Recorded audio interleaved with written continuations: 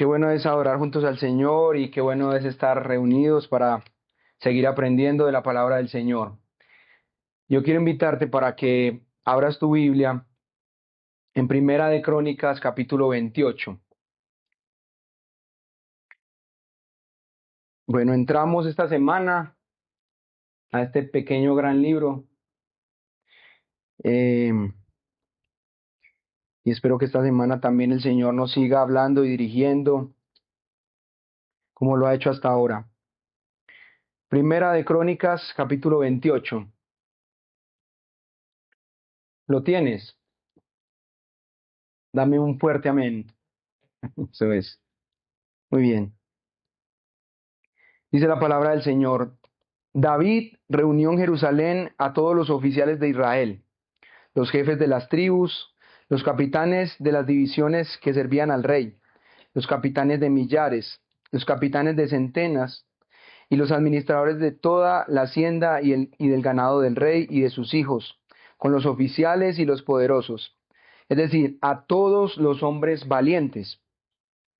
Entonces el rey David se puso en pie y dijo: Escúchenme, hermanos míos y pueblo mío. Yo había pensado edificar una casa permanente para el arca del pacto del Señor y para el estrado de nuestro Dios. Así que había hecho arreglos para edificarla. Pero Dios me dijo: No edificarás casa a mi nombre, porque eres hombre de guerra y has derramado mucha sangre. Sin embargo, el Señor, Dios de Israel, me escogió de toda la casa de mi padre para ser rey de Israel para siempre, porque Él escogió a Judá para ser jefe, y de la casa de Judá, la casa de mi padre, y entre los hijos de mi padre. Él se agradó de mí para hacerme rey sobre todo Israel, y de todos mis hijos, porque el Señor me ha dado muchos hijos. Él ha escogido a mi hijo Salomón para que se siente en el trono del reino del Señor sobre Israel. Y él me dijo: Tu hijo Salomón es quien edificará mi casa y mis atrios, porque lo he escogido por hijo mío y le seré por padre. Estableceré su reino para siempre si se mantiene firme en cumplir mis mandamientos y mis ordenanzas, como en este día.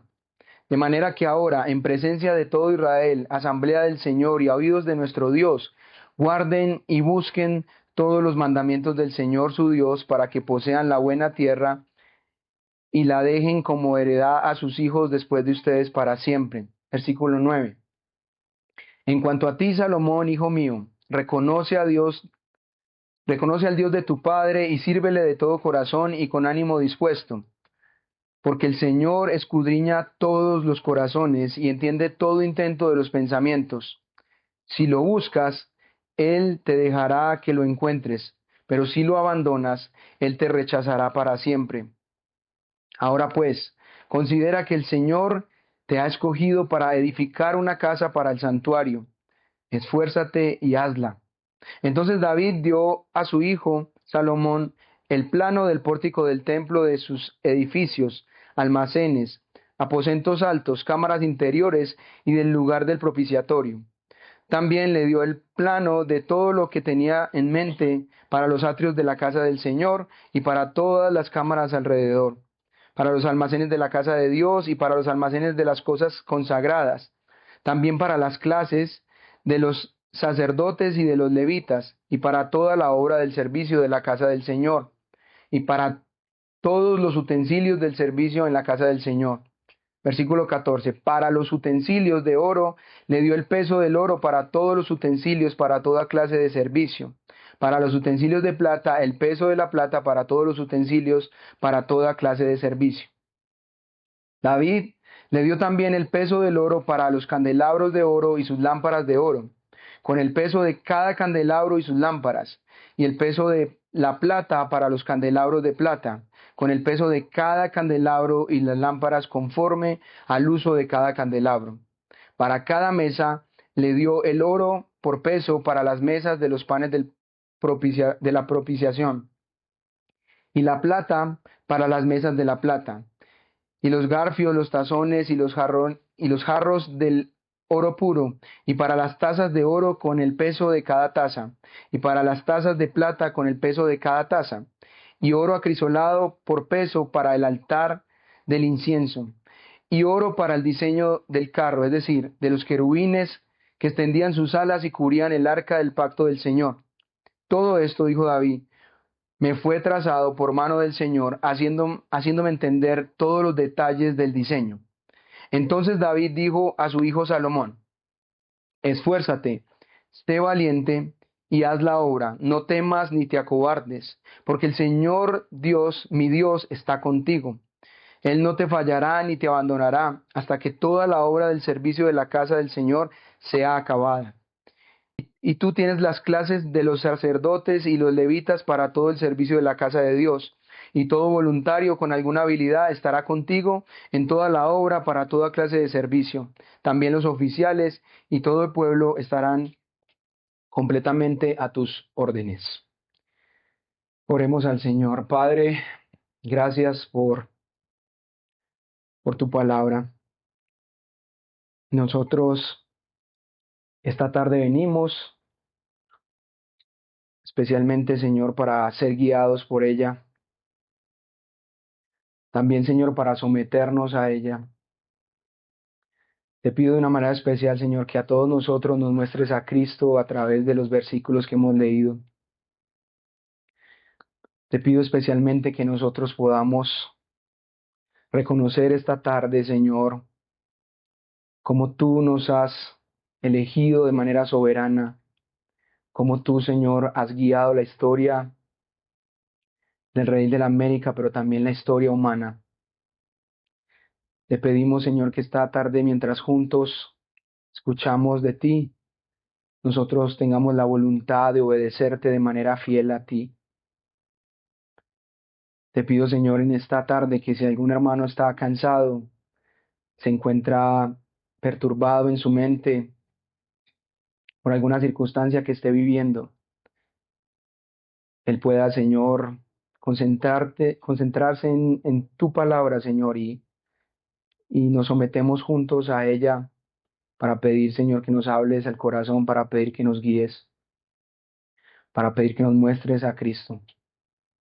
En el nombre de Jesús. Amén y amén. Bueno, hermanos, ¿cómo les ha ido, pues, en la lectura de toda la Biblia?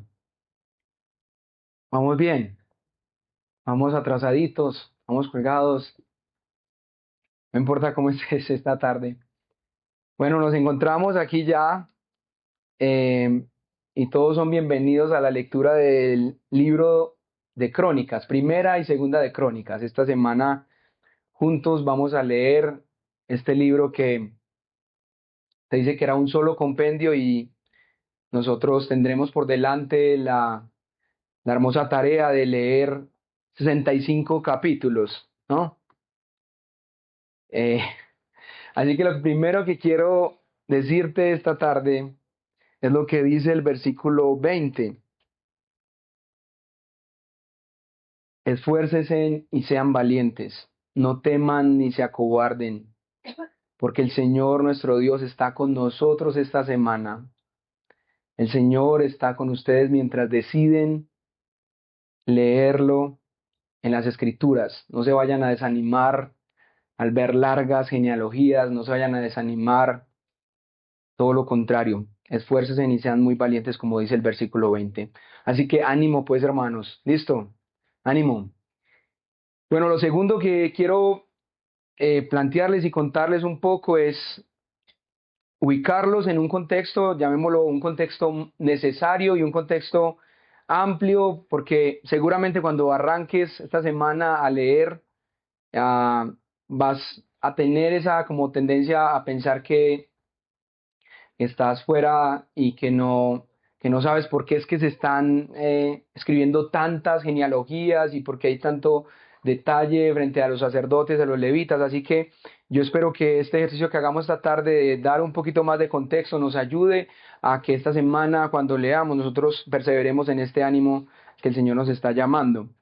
Eh, Justo cuando leía estos versículos, yo pensaba que si alguien estaba en embarazo, podía tener buenas ideas por tantos nombres que hay. Y pensé obviamente en Adriana y en Jorge. Em, y bueno, yo espero que con este contexto ustedes puedan tener un panorama más amplio, pero luego, por supuesto, vamos a llegar al contexto más específico, que es este texto que hemos leído de Primera de Crónicas, capítulo 28. Ustedes saben que en este momento el pueblo, digamos, ya había regresado del exilio y estaban en un momento en el que toda esa gloria pasada del reino de David y la gloria de ese templo, digamos, ya la estaban viendo de manera como que había pasado, destruido todo. Entonces parece ser que este pueblo ya en este caso está enfrentando varios desafíos, está enfrentando serias dificultades, y lo que está pretendiendo el cronista, algunos dicen que es Esdras, es alentarlos y animarlos y hacerles ver como la historia, el panorama mucho más amplio de lo que Dios ha hecho con ellos. Algunos dicen que es Esdras por el tiempo en el que se ubican los escritos de crónicas, pero también y especialmente por las preocupaciones que tenía Esdras acerca del tema del sacerdocio. Lo cierto, hermanos, es que en este punto la restauración no había producido los cambios drásticos que muchos esperaban. Y al contrario, en este momento habían enfrentado dificultades económicas desalentadoras, habían tenido oposición extranjera y también tenían algunos conflictos internos. Entonces, por supuesto, estos problemas plantearon algunas preguntas. Ellos se preguntaban cosas como: ¿quiénes son los realmente herederos de las promesas que Dios había dado al pueblo? O tal vez estas preguntas: ¿qué instituciones políticas y religiosas deberían ser adoptadas? Algunos se podrían preguntar también si había esperanza de que un nuevo rey davídico se levantara entre ellos. Entonces, lo que está haciendo el cronista, lo que está haciendo el historiador, es básicamente relatándonos cómo ha sido la fidelidad de Dios y cómo es que el Señor ha estado guiando la historia, a pesar de que estaban en ese momento. Casi que la pregunta que podemos ver es: ellos están ahí parados, desesperanzados, y pueden preguntarse: ¿cómo será que lo haremos? ¿Cómo será que nosotros seremos el pueblo de Dios? ¿Cómo debemos de avanzar? ¿Cómo es que vamos a ser el pueblo de Dios si ya toda esa gloria pasada se ha destruido? Tal vez una pregunta que nos hacemos nosotros hoy también, ¿no? ¿Cómo es que nosotros pretendemos y queremos ser el pueblo de Dios y queremos caminar y avanzar para la gloria de Jesucristo? Hay tres temas que tú vas a ver, digamos, predominantes en todo el libro de Crónicas. El primero de ellos es acerca de todo lo que describe del pueblo de Dios, y lo que vemos ahí es básicamente cómo la mano de Dios dirige soberanamente el pueblo.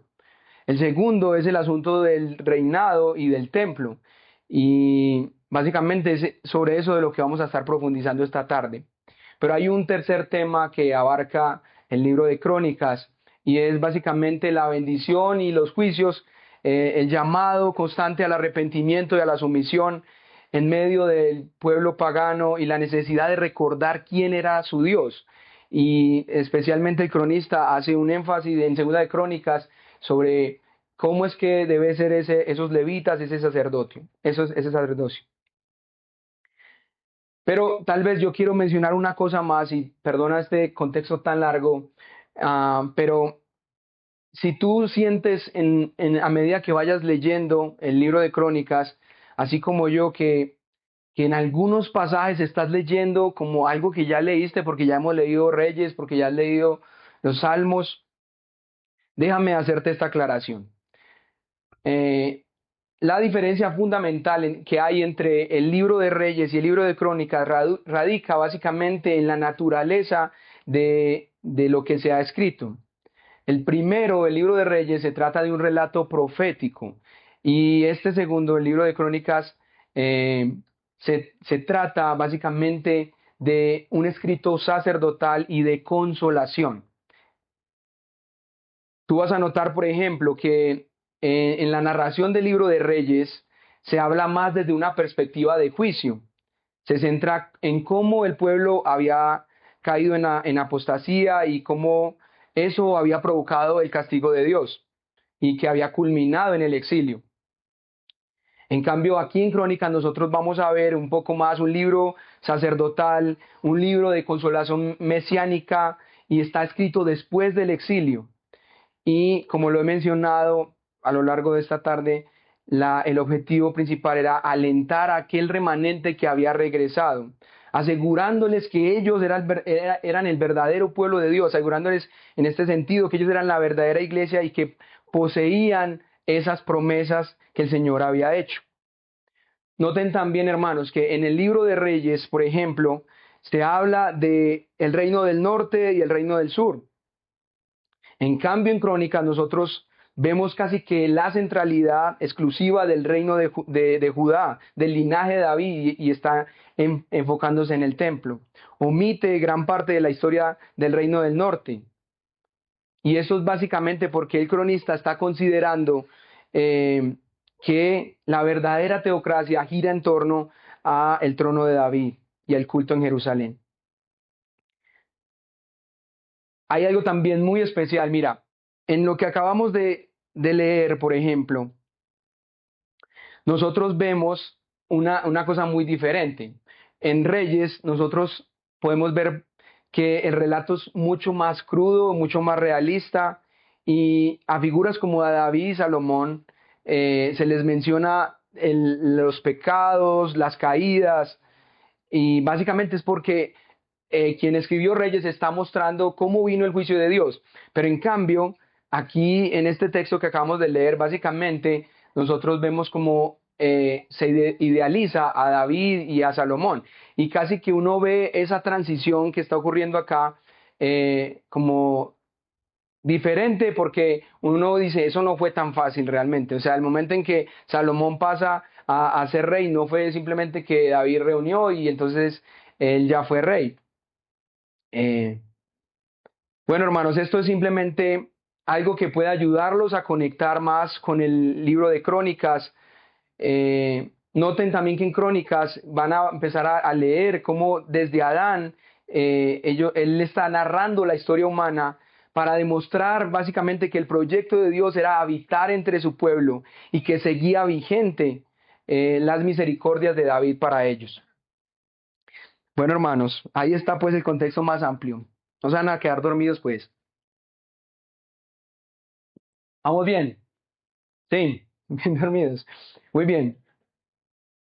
Entonces, ese es el contexto, ¿no? Ese es el contexto más amplio. Ahora, nos encontramos en esta escena, ¿listo? Ya estamos en esta escena, ¿listo? Entonces, aquí hemos leído básicamente que estamos en una gran asamblea final. Debes imaginar que es una solemne reunión donde David está al frente, el gran David, el rey que había dirigido por años la nación y que había llenado de gloria a la nación. Está ante todos los oficiales de Israel. Y recuerda que hemos leído que habían capitanes, habían oficiales, entonces había toda clase digamos, de representaciones del pueblo de Israel. Y también, si notas, está Salomón, ¿no?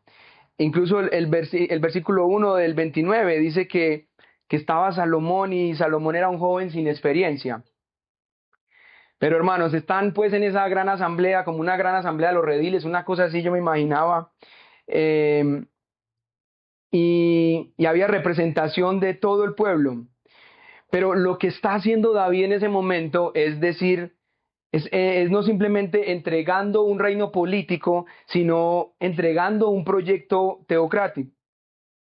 Él, él está deseando consolar al pueblo, recordándoles que el pacto de Dios no moría con él. Y esa idea es muy importante, hermanos. Esa idea es muy importante. Eh, porque parece ser que había mucha esperanza de esa audición, de ese auditorio, pero también del auditorio del cronista, en que nada había igual como el rey David, ¿no?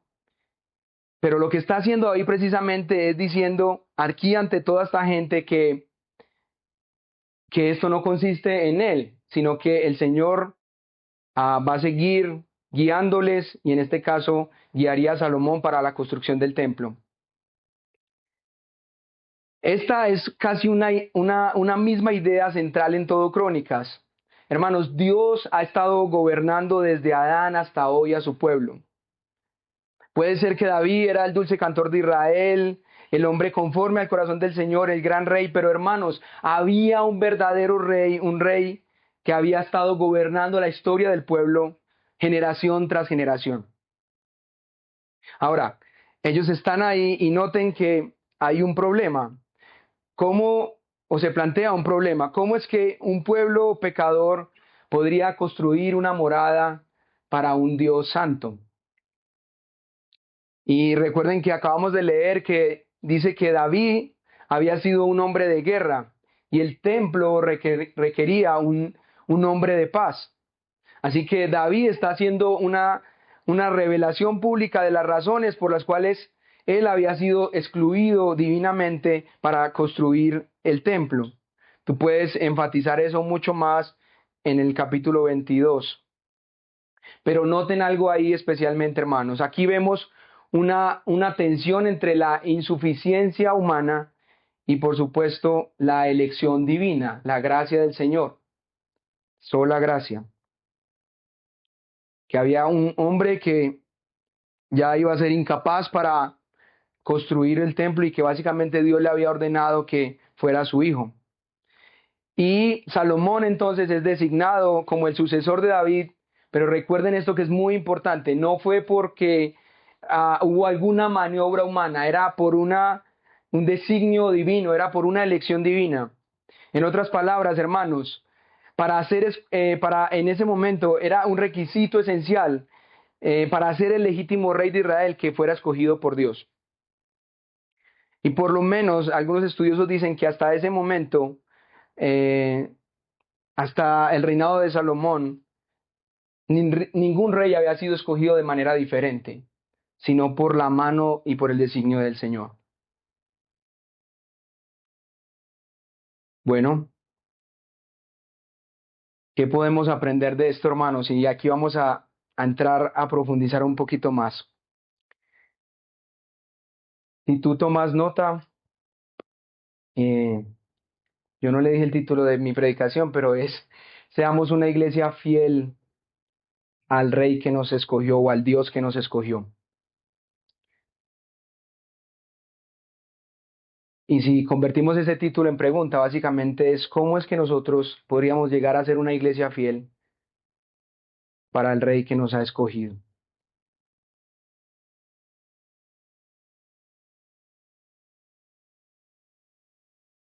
Vayan conmigo al versículos 1 al 8, que sería como la primera parte de este texto. Y acompáñame específicamente al 4. Sin embargo, el Señor Dios de Israel me escogió de toda la casa de mi padre para ser rey de Israel para siempre, porque Él escogió a Judá para ser jefe y de la casa de Judá, la casa de mi padre, y entre los hijos de mi padre, Él se agradó de mí para hacerme rey sobre todo Israel. Versículo 6. Y Él me dijo, tu hijo Salomón es quien edificará mi casa y mis atrios, porque lo he escogido por hijo mío y yo le seré por padre. Hermanos, lo primero que observamos en este texto, pero también a lo largo de la escritura, es que la elección de este rey, y tanto del reinado de David como el de Salomón, había sido por mano de él, del Señor. Había sido una elección por gracia, había sido una elección porque la mano poderosa del Señor estaba dirigiendo la historia del pueblo de Israel. Entonces nosotros debemos reconocer inicialmente que la elección y la dirección soberana de Dios en la historia humana y por supuesto en la historia de nuestra vida ha sido o está fundamentada en el Señor. Mira lo que está ocurriendo acá. David le está reconociendo que no fue su mérito ni fueron los grandes logros, sino la libre gracia de Dios, quien lo había elegido a él y quien había elegido a Salomón. En medio de estos versículos, en el versículo 3, por ejemplo, está explicando por qué él no construye el templo y que Dios ha elegido a Salomón para sentarse en el trono del reino de Jehová. Hermanos, no es un trono humano, es la teocracia, es Dios entre nosotros. Y así como Salomón fue elegido para edificar la casa de piedra, Cristo, el renuevo de David, fue elegido desde la eternidad para edificar la iglesia, el templo de piedras vivas. Si te parece, hermano, aún todavía que las cosas en tu vida ocurren por mera casualidad, si crees que eres tú el que te acercaste a Dios y no Dios quien tomó la iniciativa, pues yo quiero volver a recordarte esta verdad y que tú y yo estamos esta tarde aquí juntos por la mera gracia del Señor, por la mera elección de Él, que nos ha dado la voluntad de acercarnos a Él. Es Él quien nos ha elegido a ti y a mí para ser parte de su iglesia, para ser parte de su historia. Hermanos, esta verdad nos ayuda a caminar de manera muy diferente, porque no quiere decir que no vayamos a pasar por dificultades o cosas dolorosas. Y quiere decir que el Señor está dirigiendo nuestra vida y Él está direccionándola. Y si tú estás pasando por un momento de necesidad, si estás pasando por un momento de dolor, de tribulación, el Señor tiene un plan con eso. Así que ahí está pues el primer punto, hermanos. Hemos sido elegidos por la gracia del Señor. Pero nota lo que dice el versículo 9 y 10 para ir al segundo punto si estás tomando nota. En cuanto a ti, Salomón, hijo mío, reconoce al Dios de tu Padre y sírvele de todo corazón y con ánimo dispuesto, porque el Señor escudriña todos los corazones. ¿Cómo es que nosotros hemos de vivir como pueblo de Dios? Y básicamente ha de vivirse este evangelio desde el corazón. Lo que vemos, hermanos, aquí en estos dos versículos es el eje espiritual del capítulo. David está instruyendo a Salomón y le dice, reconoce a tu padre y sírvele con un corazón perfecto. Hermanos, la obediencia fiel al Señor no es lo que nosotros hacemos de manera externa.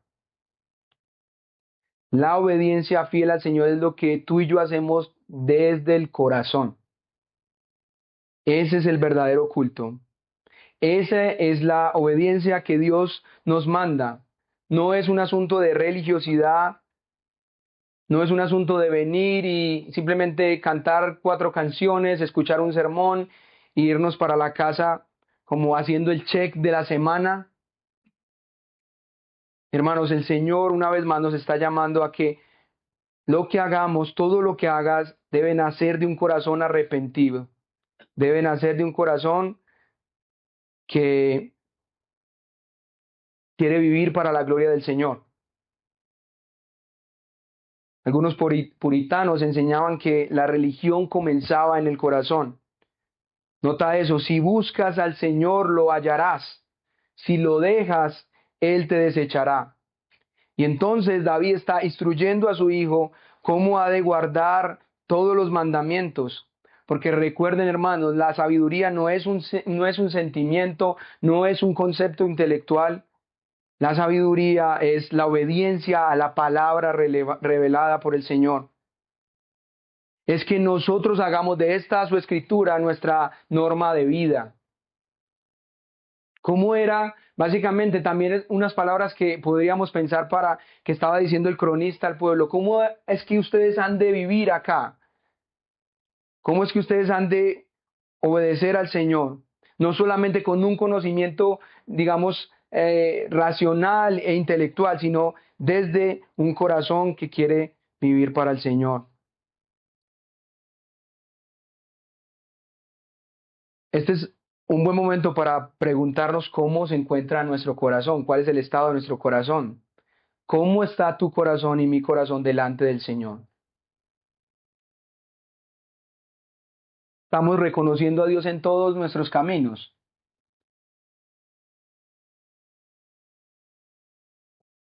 Cuando vas a la universidad, cuando vas al trabajo, cuando estás en casa, ¿cómo está tu corazón delante del Señor? Casi que todos nosotros estamos viviendo todo el tiempo delante del Señor. O nosotros quizás tendemos como a tener nuestra vida fraccionada y es más fácil ser cristianos en la iglesia en medio de amigos cristianos, pero quizás en otro momento no. Bueno, hermanos, entonces, lo primero que el Señor había elegido, lo segundo que estamos viendo cómo David le está indicando que ha de ser la manera en que él busque al Señor, que debe ser desde el corazón. Y vamos a una tercera parte, versículos 11 al 19.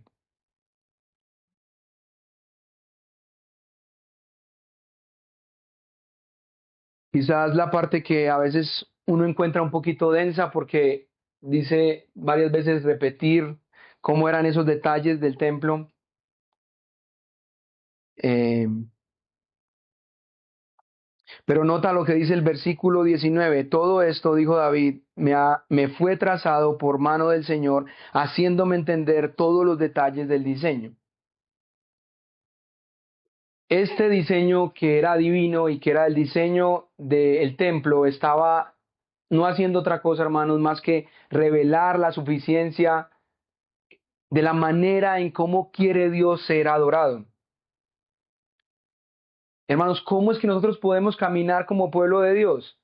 Es a la manera de Dios, no a nuestra manera. Es al diseño de Dios, no en nuestras propias formas.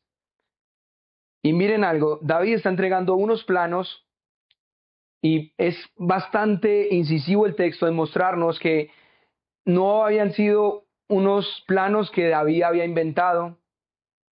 Estos planos habían sido dados y se había escrito por mano del Señor. Hermanos, nada de lo que hacemos como iglesia, como culto al Señor, es un capricho. Así como este templo estaba siguiendo un modelo celestial, básicamente lo que se nos dice a nosotros para hacer iglesia es algo que es direccionado por el Señor, algo que el Señor nos manda, no es como nosotros lo imaginemos hacer. Hermanos, la iglesia, si tal vez tú a veces piensas que la iglesia es el pastor y dos, tres ancianos, la iglesia, hermanos, es del Señor y no de los hombres. Hermanos, nosotros rechazamos toda forma de culto caprichoso. Así como el templo de Salomón, nuestra vida y nuestra adoración deben regirse estrictamente por lo que dice la palabra de Dios. Esto es muy importante, hermanos. A veces uno se pierde como en los detalles, pero que se hiciera el templo a la manera del Señor y no a la manera de un hombre, estaba mostrando que nosotros, el pueblo de Dios, debe regirse por lo que Él dice en su escritura, no por las formas en las que nosotros pretendemos acercarnos a Dios. Por eso cuando nosotros alabamos, decimos que nuestra alabanza al Señor está centrada en Él y no en nosotros. Que lo que queremos estimular entre nosotros es la gloria de Cristo y no las emociones de nosotros. Por eso cuando nosotros decimos que creemos en la pluralidad de liderazgo es porque no queremos que haya un protagonismo sobre una persona, sino que el protagonista sea el Señor. Así que la manera en que nosotros hacemos las cosas no es nuestra manera, es como la escritura, la Biblia dice que hagamos las cosas. Puede ser que haya algo que tú dices, esto como que no me cuadra. Bueno, vea la palabra y busca qué dice acerca de eso. Y si debes, digamos, confrontar esa situación y decir, mira, creo que esto no, es bíblico, pues puedes tener la libertad de hacerlo. Pero básicamente, hermanos, lo que estamos viendo del versículo 11 al 19 es que se hace a la manera de Dios. Casi que son las mismas palabras que podrían decir el cronista al pueblo. ¿Cómo lo van a hacer? A la manera de Dios, no como ustedes lo quieran hacer. No ni siquiera como lo hicieron en el pasado. Es como el Señor lo va a hacer de aquí en adelante. Y nota especialmente que, y eso lo vas a ver en todo Crónicas, es que hay varios detalles de cómo deberían ellos dirigirse como pueblo de Dios.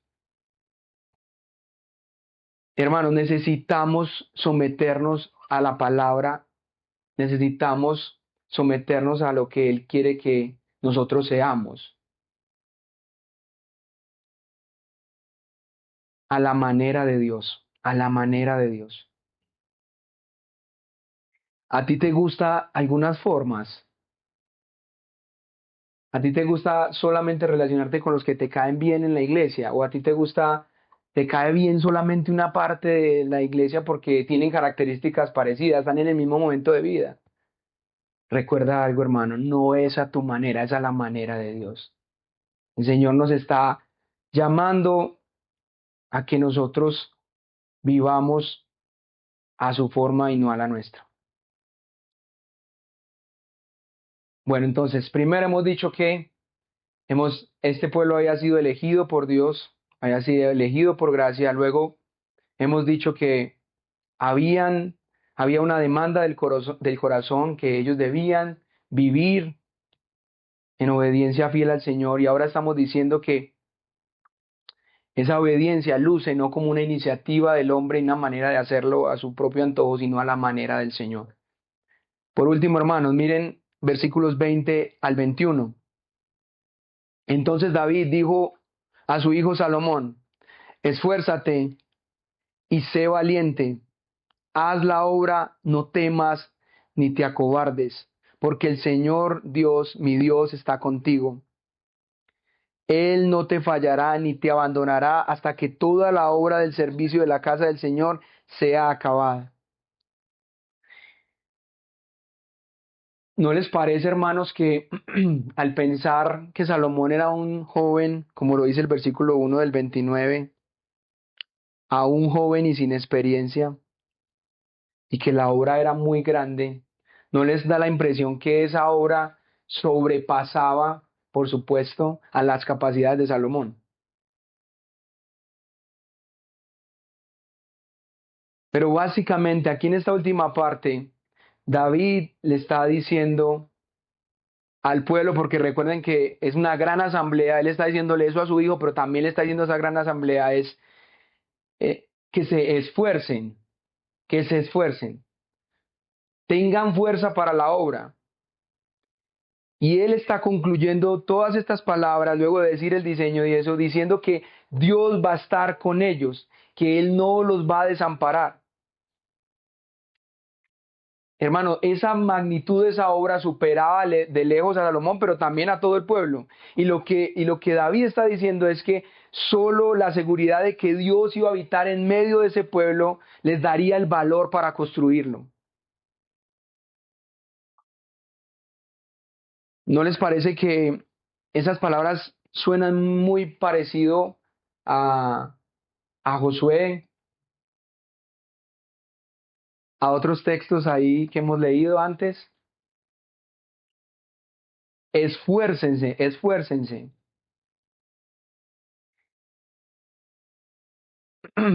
Miren que yo le decía a Ronald esta semana que tal vez por el sesgo de lo que estamos estudiando en la academia, pero aquí nosotros vemos que el ser humano tiene una responsabilidad también.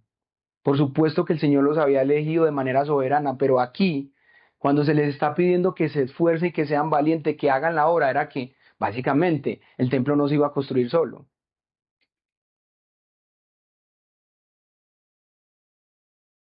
Y hermanos, nosotros debemos ser ese tipo de comunidad y de iglesia.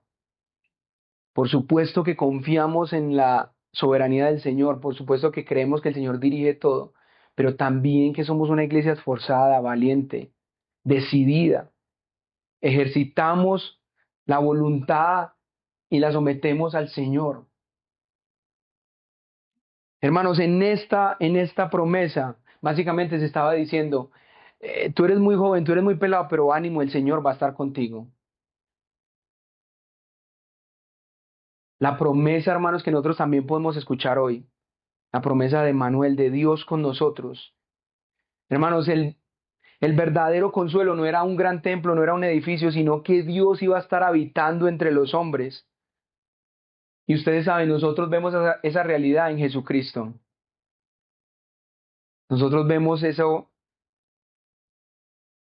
de que nosotros podemos confiar en Jesucristo y caminar confiados de que Él nos ha dejado su Espíritu Santo para ser guiados. Cualquier desafío que estemos enfrentando y que tengamos por delante, nosotros confiamos de que si el Señor lo ha dicho que así es, nosotros podemos dar los pasos y caminar en fe. Hermanos, en otras palabras, esforcémonos para vivir en comunidad, esforcémonos para hacer testimonio a la ciudad. Hay que esforzarse, hermanos, hay que ejercitar nuestra voluntad. Él es soberano, pero Él quiere que tú y yo participemos. Él elige y Él tiene determinado a quién va a salvar, pero Él quiere que tú y yo le hablemos a quienes no conocen del Evangelio. Él quiere que tú y yo prediquemos con nuestra vida, oremos por las personas. Él lo desea, hermanos. Bien, hermanos, ahí está pues 4 punticos, si están tomando notas y les gusta llevarla así. El primero, como hemos dicho, del versículo 1 al 8, donde vemos la elección por gracia del Señor. Luego del verso 9 al 10 vemos que había de hacerse la obra del Señor desde el corazón, con un corazón que reconoce a Dios, que le sirve. Número 3, hemos visto que es a la manera de Dios, que esto respondía a un diseño divino y no a un diseño de hombres, y así de esta manera nosotros debemos vivir para el Señor. Y número 4, nosotros debemos hacerlo esto con mucho esfuerzo. La promesa de que Dios estaría con nosotros demanda que nosotros somos responsables de caminar de manera determinada. Hermanos, el templo de Salomón era una sombra de una gloria mayor. Como hemos visto nosotros, David y Salomón eran hombres imperfectos y había un pacto que clamaba por la perfección. Hoy a nosotros la voz de Crónicas nos consuela porque nosotros sabemos que Dios no ha abandonado el proyecto de habitar con nosotros. El reino del Señor y su palabra permanecen para siempre, hermanos. Tenemos esta misma esperanza, tenemos esta misma esperanza.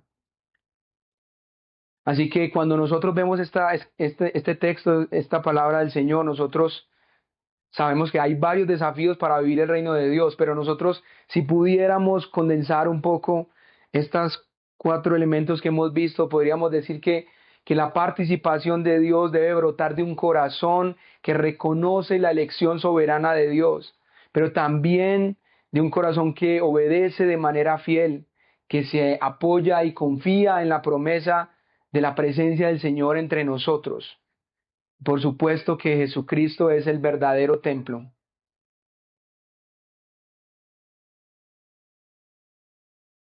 Esto es muy importante, hermanos, que nosotros podamos descansar y confiar más en la gracia. Ese esfuerzo que nosotros hacemos no es porque nosotros confiamos en nuestras obras, no es porque nosotros confiamos en que tan bien lo hacemos, es porque nosotros confiamos en la obra completa del Hijo de Dios, en la obra de Jesucristo.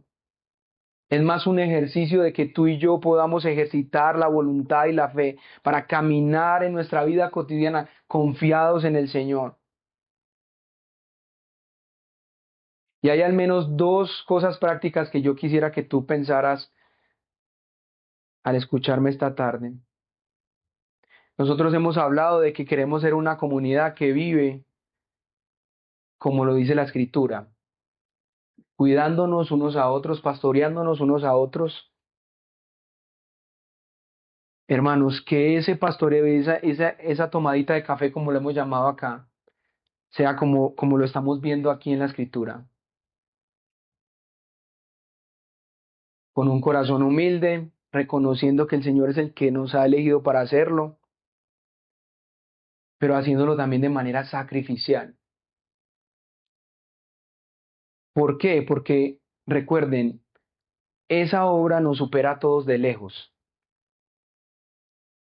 Yo no me he podido sentar a tomar el café con todos ustedes, esa es la verdad, en 2 años que llevamos, porque hacer eso me supera de lejos, es decir, hacer lo que el Señor me ha mandado a hacer me supera de lejos. Pero hermanos, nosotros estamos escuchando la palabra del Señor. Ánimo, ánimo a esforzarnos, a perseverar, a reconocer que ese llamado es un llamado que nos está haciendo el Señor.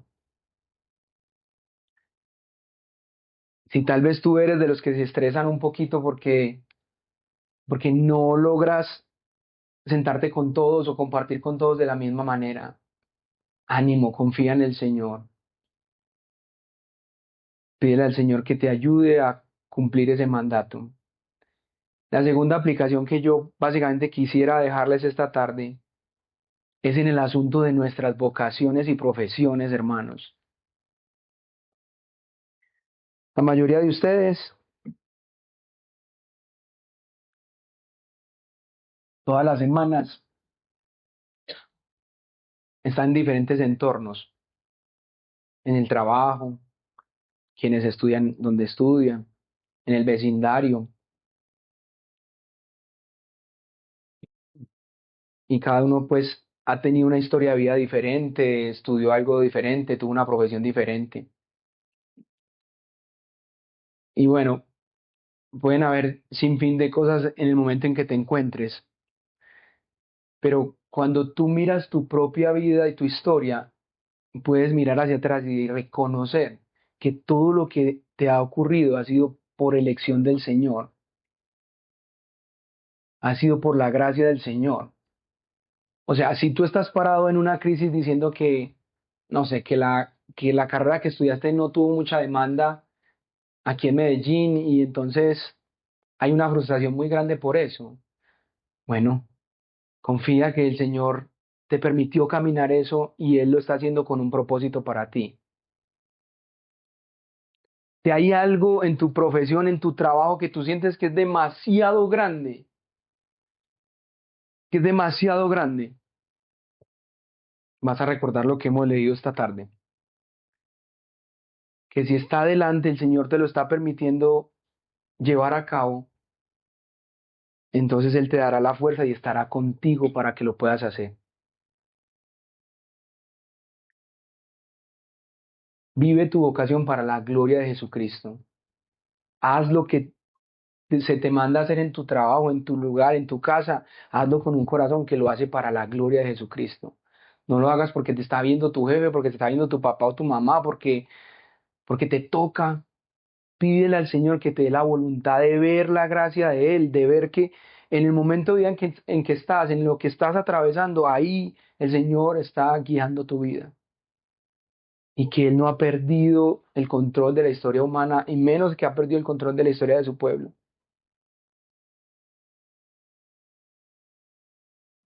Hermanos, ánimo pues esta semana a ejercitar la voluntad, a someterla a la escritura, pero también a vivir en sus profesiones y vocaciones para la gloria del Señor. Bueno, hermanos, yo creo que este texto nos ha ayudado a examinar el corazón. Por supuesto que esto tiene aplicaciones para aquellos que también sirven en la iglesia y y que sirven a los demás, porque eso no debe hacerse como algo rutinario, sino que debe hacerse como delante del Rey que gobierna todo y en todos. Debes recordar que no trabajas solo, que Dios, quien ordenó que hicieras ese trabajo, está contigo y te sostiene. Así que yo quiero animarte para que busques al Señor y vivas. Pero tal vez si hay alguien que aquí está escuchando la palabra por primera vez y tal vez no es creyente, yo no quisiera dejar de pasar este momento sin que escucharas esta advertencia de David en el versículo 9.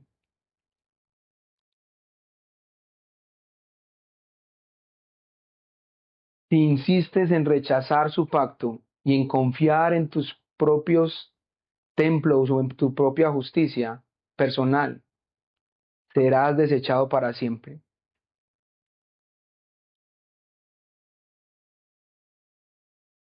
Si puedes subrayar eso ahí en tu Biblia, si lo buscas, Él te dejará que lo encuentres, pero si lo abandonas, Él te rechazará para siempre.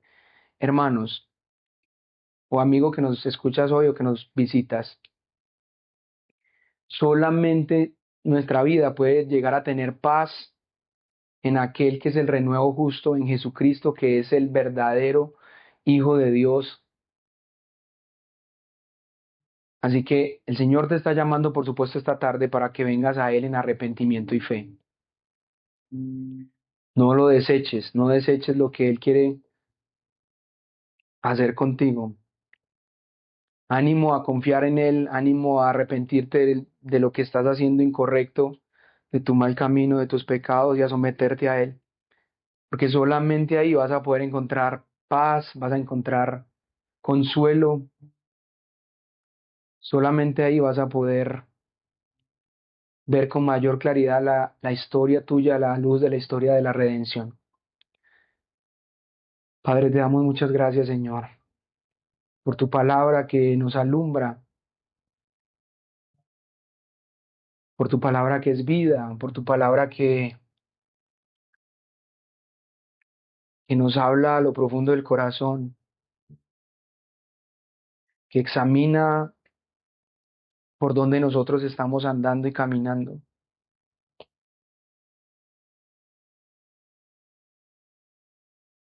Te damos gracias por tu Espíritu Santo, Señor, que nos